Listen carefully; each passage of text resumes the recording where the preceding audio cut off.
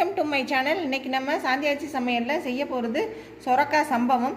இதுக்கு அந்த சம்பவத்துக்கு நம்ம வந்து சொரக்காய் எடுத்து வச்சுருக்கோம். இதை வந்து இந்த சொரக்காய் சம்பவத்தை வந்து நம்ம இடியாப்பத்தில் பிசைஞ்சு சாப்பிட போகிறோம். எப்படின்னு காமிக்கிறேன். இப்போ இந்த சொரக்காயை வந்து கியூப்ஸாக நறுக்கி வச்சுருக்கேன். தேவையான அளவு எடுத்துக்கோங்க. ஒரு பெரிய வெங்காயம் அதையும் கியூப்ஸாக நறுக்கி வச்சுருக்கேன். 2 தக்காளி அதையும் கியூப்ஸாக நறுக்கி வச்சுருக்கேன். இப்போ அது கூட ஒரு பச்சை மிளகா, ஒரு வெள்ளைப்பூடு பெருசாக இருக்குது, ஒரு வெள்ளைப்பூடு, மஞ்சத்தூள், மல்லித்தூள், அப்புறம் காஷ்மீரி மிளகாய் தூள், உப்பு, இது தாளிக்கிறதுக்கு கடுகு, உளுந்தம்பருப்பு, வெந்தயம் கொஞ்சோண்டு எடுத்து வச்சுருக்கேன். அப்புறம் கருவேப்பிலை, மல்லித்தலை, தாளிக்கிறதுக்கு எண்ணெய். வாங்க இப்போ வீடியோக்குள்ளே போகலாம். அப்புறம் என்னோடய சேனலை எல்லோரும் சப்ஸ்கிரைப் பண்ணுங்கள், லைக் பண்ணுங்கள், ஷேர் பண்ணுங்கள், அப்புறம் கமெண்ட்ஸில் சொல்லுங்கள். இப்போ இதை நம்ம எப்படி செய்யலான்னு பார்க்கலாம். இப்போ மிளகாத்தூள், மல்லித்தூள், மஞ்சத்தூள், பச்சை மிளகாய், வெள்ளைப்பூடு, மல்லித்தலை, இது கூட கருவேப்பிலை, இது எல்லாத்தையும் போட்டு இப்போ குக்கரில் 1/2 ஸ்பூன் தண்ணி ஊற்றி இதை வேக வச்சு எடுத்துக்கிட்டு வந்துடலாம். சொரக்காய் வந்து தண்ணி விட்டுக்கிட்டே வரும். அதனால் இந்த பாருங்கள், நான் 1/4 டம்ளர் தான் தண்ணி ஊற்றுறேன். இதை ஊற்றி 4 விசில் விட்டு இறக்கிக்கலாம். இப்போ இந்த சம்பவத்துக்கு இடியாப்பமும் வெந்துக்கிட்டு இருக்குது. இந்த பக்கம் குக்கர் 1 விசில் வந்திருக்கு. 4 விசில் வந்ததுக்கப்புறம் ஆற வச்சுட்டு இப்போ காமிக்கிறேன். இப்போ நம்ம சொரக்காய் வந்து நல்லா வேக வச்சோம். விசில் அடங்கிடுச்சு.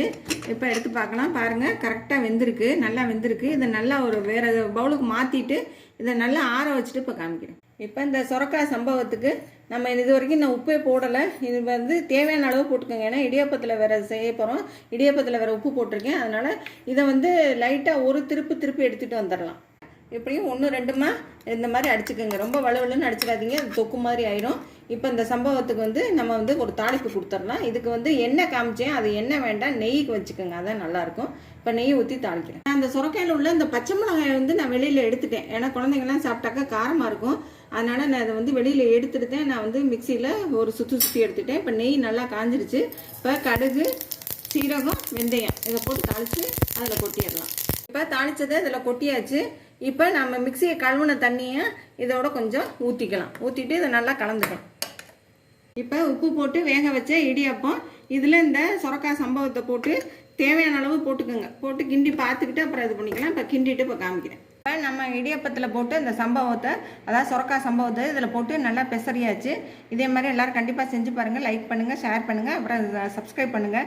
எங்கள் வீட்டில் இதெல்லாம் வந்து சாப்பிட மாட்டாங்க. இந்த மாதிரிலாம் வெரைட்டிலாம் சாப்பிட மாட்டாங்க. அதனால் நான் வந்து இது தனியாக மோர் ஊற்றி தாளித்து வச்சுருக்கேன். கடுகு, உளுந்தம் பருப்பு, வரமிளகா போட்டு தாளித்து வச்சுருக்கேன். அப்புறம் இதுக்கு தொட்டுக்க சாம்பாரும் வச்சுருக்கேன். அப்புறம் நம்ம ஏற்கனவே செஞ்ச சம்பவம் இன்னும் மிச்சம் இருக்குது.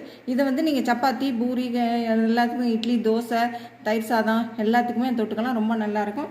எல்லோரும் கண்டிப்பாக செஞ்சு பார்த்துட்டு எனக்கு கமெண்ட்ஸில் சொல்லுங்கள். லைக் பண்ணுங்கள், ஷேர் பண்ணுங்கள், சப்ஸ்கிரைப் பண்ணுங்கள். தேங்க்யூ.